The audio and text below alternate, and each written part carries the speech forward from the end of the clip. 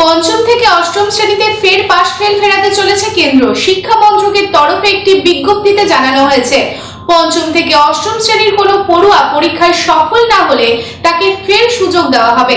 তবে সেই প্রস্তাব এখনো পর্যন্ত কার্যকর হয়নি রাজ্যে।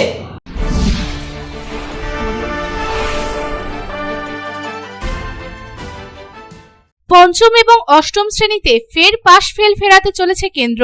শিক্ষা মন্ত্রকের তরফে একটি বিজ্ঞপ্তি দিয়ে জানানো হয়েছে, পঞ্চম এবং অষ্টম শ্রেণীর কোনো পড়ুয়া পরীক্ষায় সফল না হলে তাকে ফের সুযোগ দেওয়া হবে। ফলাফল বেরোনোর পর 2 মাসের মধ্যে ফের পরীক্ষায় বসার সুযোগ পাবে অকৃতকার্য হওয়া পড়ুয়া। দ্বিতীয় পরীক্ষাতেও কোনো পড়ুয়া সফল না হলে তাকে পরবর্তী ক্লাসে উন্নীত করা হবে না বলে শিক্ষা দপ্তরের বিজ্ঞপ্তিতে জানানো হয়েছে।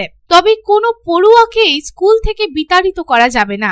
দ্বিতীয়বারের পরীক্ষায় অকৃতকার্য হওয়া পড়ুয়াদের পড়াশোনার ক্ষেত্রে বিশেষভাবে সহায়তা করবেন শ্রেণী শিক্ষকেরা।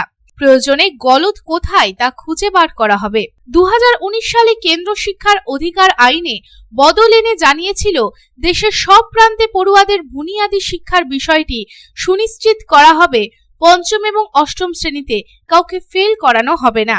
5 বছর পর সেই শিক্ষার অধিকার আইন ফের বদলাতে চলেছে কেন্দ্র।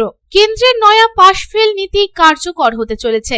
কেন্দ্রীয় বোর্ডের নিয়ন্ত্রণাধীন দেশের 3000-এরও বেশি স্কুলে এই তালিকায় রয়েছে কেন্দ্রীয় বিদ্যালয়, নবোদয় বিদ্যালয় এবং সৈনিক স্কুলগুলিও। তবে বহু ক্ষেত্রেই স্কুল শিক্ষার বিষয়ে চূড়ান্ত সিদ্ধান্ত নিয়ে থাকা সংশ্লিষ্ট রাজ্যগুলি।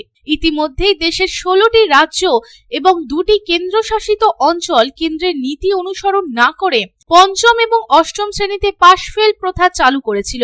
হরিয়ানা এবং কেন্দ্রশাসিত অঞ্চল পুদুচেরি অবশ্য এখনো এই বিষয়ে চূড়ান্ত সিদ্ধান্ত নিতে পারেনি।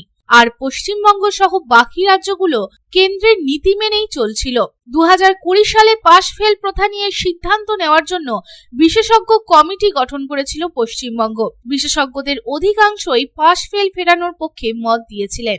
সেই প্রস্তাব অবশ্য এখনো পর্যন্ত কার্যকর হয়নি রাজ্যে। Bureau report, public Times.